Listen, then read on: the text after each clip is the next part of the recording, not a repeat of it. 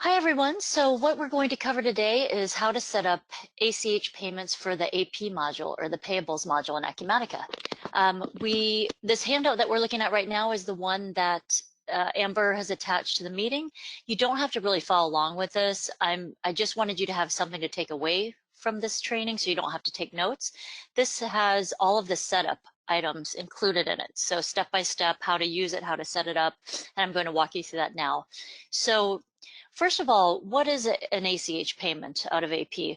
So some people call it direct deposit, other people consider it a wire payment, but it's really sending what's a US NACHA file.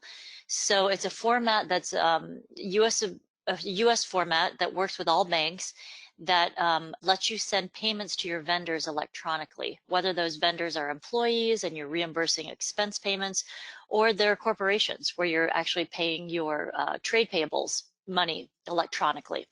So instead of having to print a actual check to your printer, and for a lot of you, instead of having to be in the office to print to a printer, you can send payments electronically to your vendors through an ACH payment. So to get started, the very first thing you'll have to do, if you're not already doing this with your bank, is to contact your bank. And they're actually going to assign you somebody from that department that deals with ACH payments to get your company set up with and ready for ACH type payments. That's the very first thing you want to do, and you want to do that as soon as you can, because sometimes it's the bank side that takes a little bit of time for setup, not necessarily your side. And they'll also give you instructions on where to upload the file. So we're going to be creating a text file from Acumatica that can be renamed, downloaded and renamed, and then just uploaded to your bank's website. And that tells them what money to send to what recipients in the file. Okay, so in Acumatica, to actually set it up, there are two payment methods that are already set up to be able to use for ACH payments. You could set up a brand new one if you want and just copy the same format, or you can use what's already available. So I'm going first. The first thing I want to do is go to the banking module in Acumatica, and I'm logged into my demo site. And then I want to go to payment methods under preferences. I need to log back in. That's fine. Let's do that. So I'm going to the banking module, and I'm going to payment methods, which is under my preferences. Okay, back to banking and back to payment methods. And again, we have two that come out of the box with Acumatica. We have one called FedWire and one called FedWire Balanced.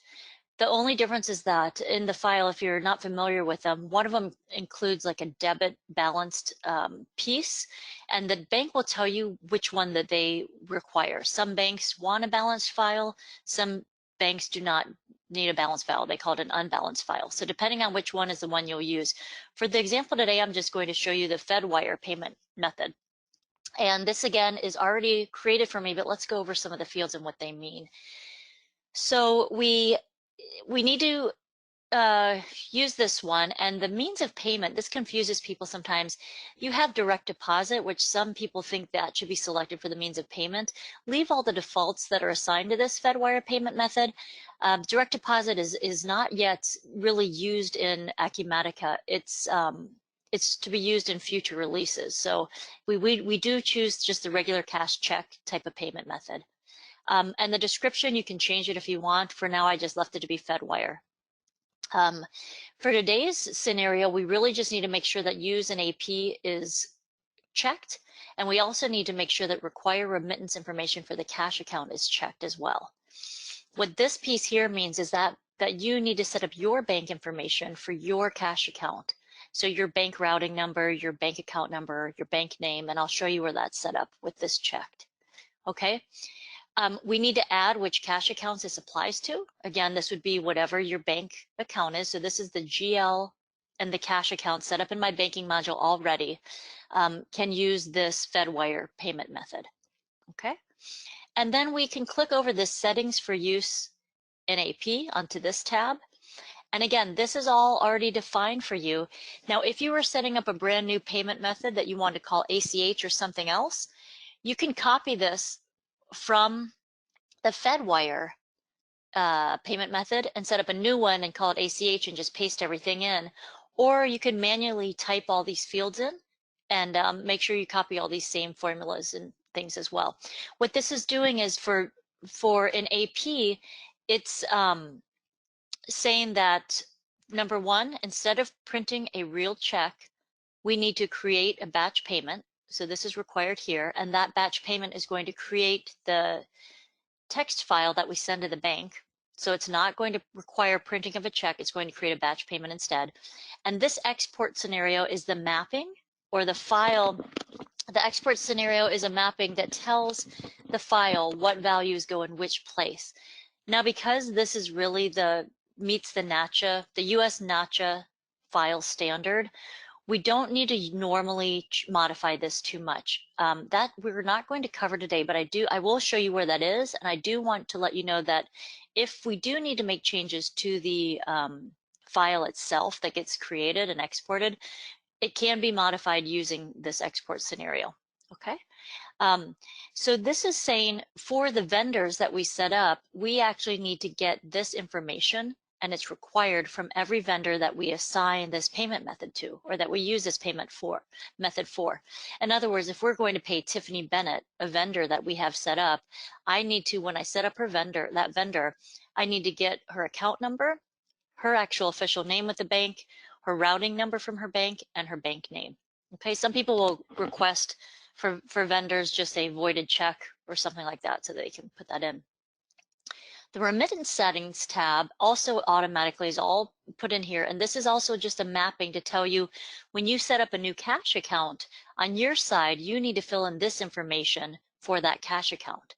Because when we send the file, it's going to take our bank information and include that in the file, and it's also going to include the payment information to the vendor.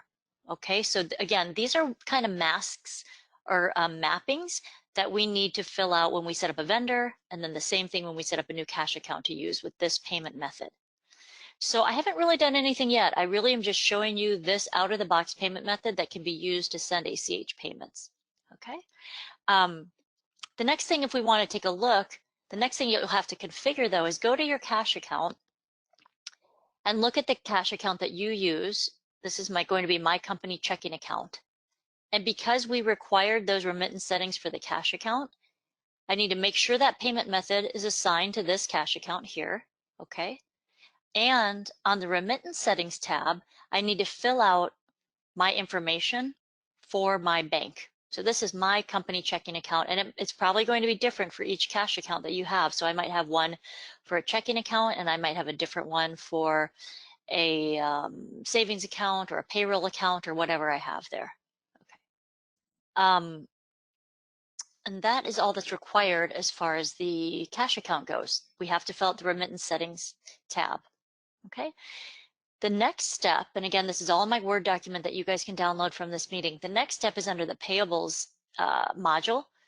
We have to set up vendors, and I just created one right now called ACH test to use for this demo.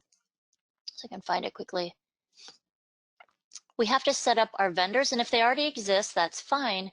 We can go to the Payment Settings tab, and we can set up as a default the payment method, which was that Fed wire. That's the first thing we went over, the default cash account.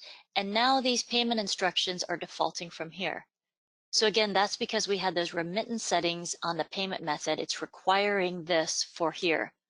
So this is just a fake account number. That's their bank account number, the name, the routing number, and their bank name. Okay, so now I have to complete that for any vendor that I want to pay by ACH or FedWire. Okay. The next step would be to enter the bills, obviously. So I already went ahead and created 3 open bills for this vendor. And if I look at my vendor details, so this is really just already out here, but if I look at my vendor details and I pull up that vendor right now, I have 3 open bills that are ready to be paid. One's for 100, one's for 200, one's for 300. If I actually look at one of these bills, because the default payment method for that vendor is FedWire, it automatically created that for me on my, where is it here? Here, on my financial details tab. So the payment method defaulted here for this vendor, and I do have bank information already set up, which I just showed you. Okay. So I have three bills out there with an outstanding or open balance of $100, $200, and $300 each. Okay. So now I just do my normal. The next step is to actually select those bills for payment as I normally would for any other type of any regular check that I do. So I go into my processes and I prepare my payments. Now, if you require approval of the bills for payment, you would do that piece first. I don't have approval turned on for my bills. So I go to prepare payments just as I would for my checks. But now, instead of actually entering a payment method of check, I just select or enter the Fedwire. Okay?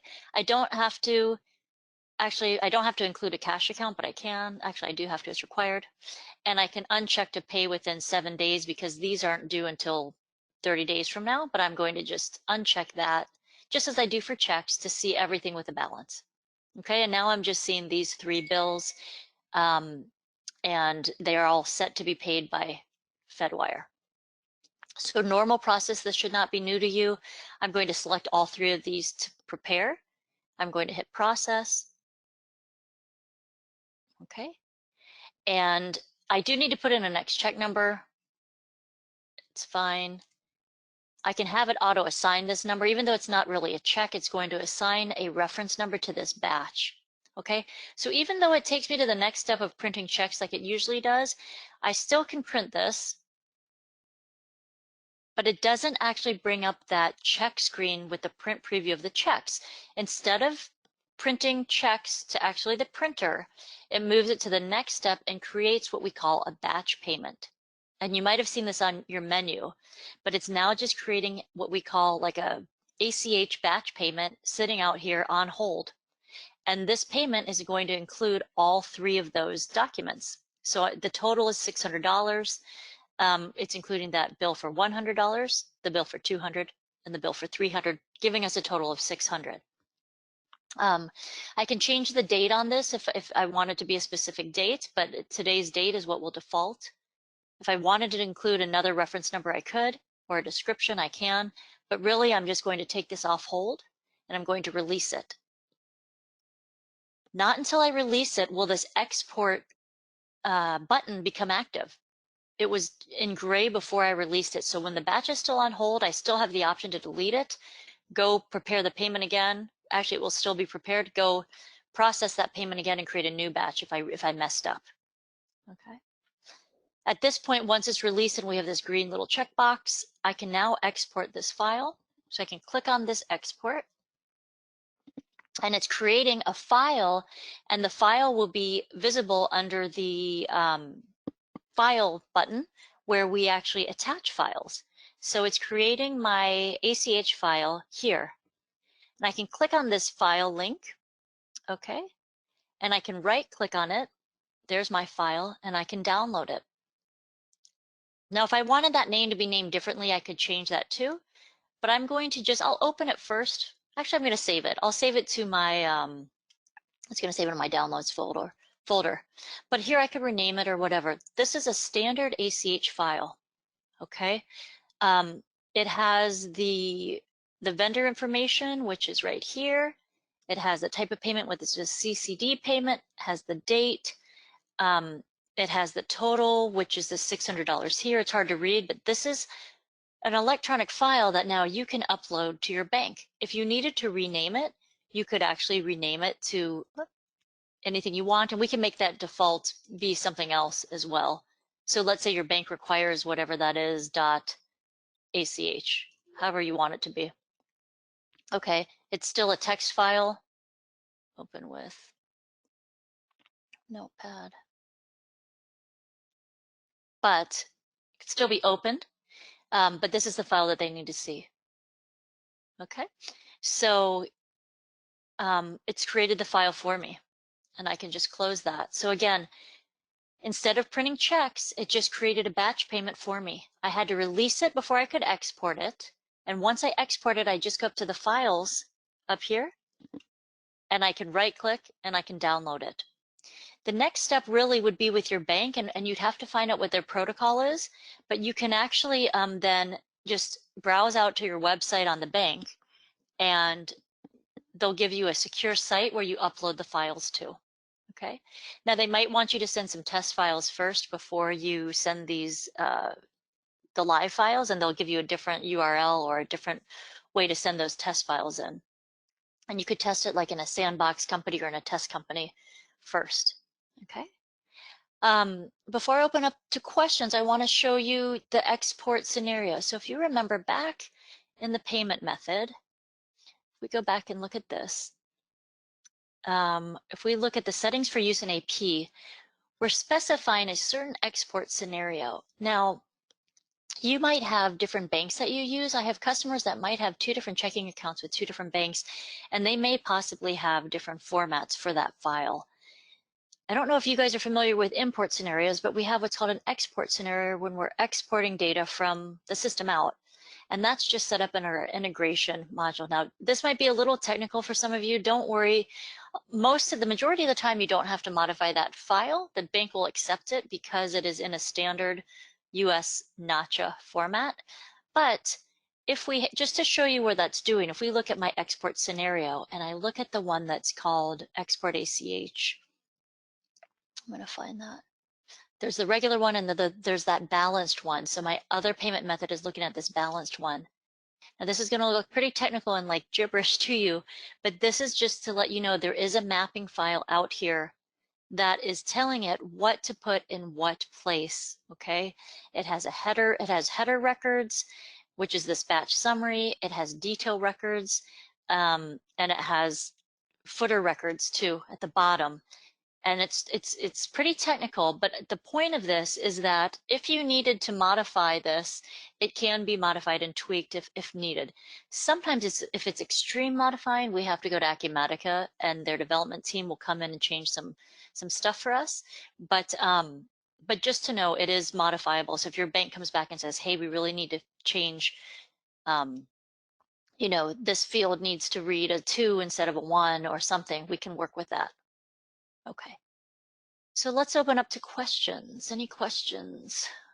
Amber, I'll let you do that piece and I can answer anything you guys have. Yeah, thanks. So just as a reminder, everybody, we have a few more minutes, so go ahead and get your questions in, but we'll start with this one that says, how would you configure multiple ACH accounts per vendor? Like a fixed amount to one account and the remainder to a second?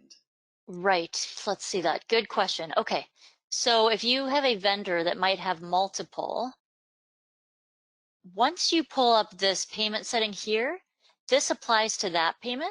So you could have multiple bank accounts. So if you have like, you could set up a payment method for that vendor for this here, and then you could set up another payment method for that same vendor with a different bank account information. It will save both of it, but you do have to, you know, that's kind of rare. Normally, if you're paying a vendor, they're going to give you wire instructions to one bank, but not that you can't do it. You would have to then kind of play with the system and create 2 different payment methods and put in 2 different values there. And I have not done that before, but that should work. Yep, because it's saving it by that and by cash account. Okay, good question. Okay, great, thank you. So the next question is this available for the 2018 versions? Yes, this came out, at least I know, as far back to 2017, I believe, but yes, 2018 for sure it was out. Good question. Okay, and this last question said, is this all something I can do on my own or do I need to call Crestwood? What I would do is really try to follow these steps. Very first, definitely contact your bank. And really, this gives you the step-by-step. I would try to do this first. If you have a test company, you could set it up in, or set this up first in your live company and then make a copy over to test if you know how to do that. Because you're going to want to test the file that you send to the bank before you go ahead and start doing it in live. But these are step-by-step instructions. You might want to give it a try first. Try to create a file. If you have any questions, then we can definitely help. And of course, we're always available to help you from the beginning if you need to as well. And just so you know, those batch payments are sitting in this screen that you might have ignored before called batch payments. So if you ever need to go back to a batch file and pull it up, and that's why it's nice to put a description in. Maybe some people do put descriptions out here. before they release it. But I can pull up this at any time and re-export the file if it didn't export right, or go back to the file and download it again as well. So that's always available out there. Good question. Other questions? Okay, yep, there's one more for now, Tiffany. This last one says, can I send a remittance to the vendor letting them know that a payment is coming? Yes, yes, yes. That is set up. Where does that go? I think it automatically, I have to think about that. That is automatically set up. I think, let me go to my notifications and look at that really quick. System management, notification templates. I believe that automatically goes out. And if I go, what is it under? ACH. No, what's going to be called? It's not going to be Fedwire. I believe that goes out. Let me check my setup. Let's go to the vendor real quick. So you'd have to make sure you have a remittance email. Okay, that's important. And I believe under the mailing settings that we could add, nope, there's not one automatically. Let me think about that. I'll have to get back to you on that one because I'm pretty sure it does that. That's a common thing, but I'm thinking about a different system right now. Yeah, it's not coming to my head right now, but I will definitely follow up on that and send an email to all the attendees for that. No problem at all. I know we could do something like that.